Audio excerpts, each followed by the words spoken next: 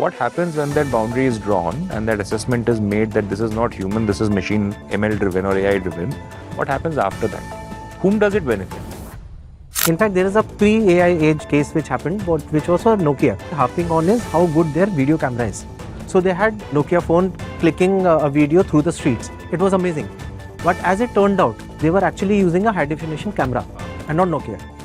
What is being claimed or what is being seen or what has been shown is not necessarily true.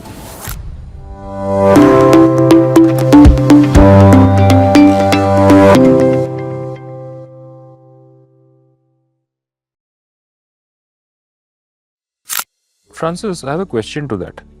To your point about brands being transparent about the use of AI, is that for the brand's own benefit, or will it actually let the brand have any actual advantage with the customer? As a customer, do I care whether the chairman of agency X writes the ad or the rookie copywriter in agency Y writes the ad? As long as it is hitting the right buttons, I'll go ahead and decide on my purchase. So right? that's true. I think it is more from the brand's perspective. I think. Yeah, from a brand's perspective, avoid any sort of negative backlash.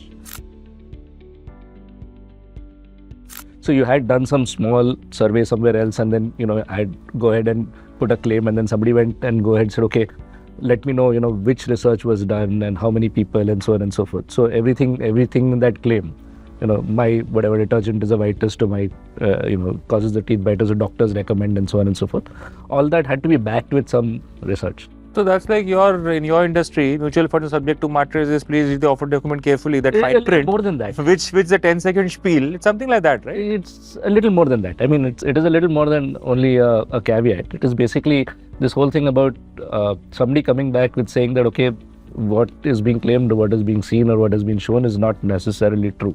So wouldn't that lead to an ethical question, saying that if as a brand, I'm disclosing that I've used AI, in a way, am I shirking away from my responsibility to put out relevant and responsible communication? No, wouldn't ASCII haul me up? It's the other way around. See, for example, when deepfakes just got famous and you had a lot of... Sorry, who got? Deepfakes. Deepfakes, huh? So you had a lot of, political parties, etc. trying, various deepfakes to kind of do this.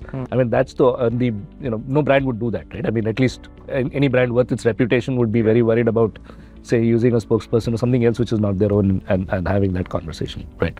So, while, the line has been drawn there, right, in terms of, I think that line will gradually shift more and more and more towards, okay, is this content not being written by a human or is these experiences not of a specific bunch of people, but it is basically aggregated? So you're right. See, I'm trying to understand to what effect. What happens when that boundary is drawn and that assessment is made that this is not human, this is machine ML driven or AI driven?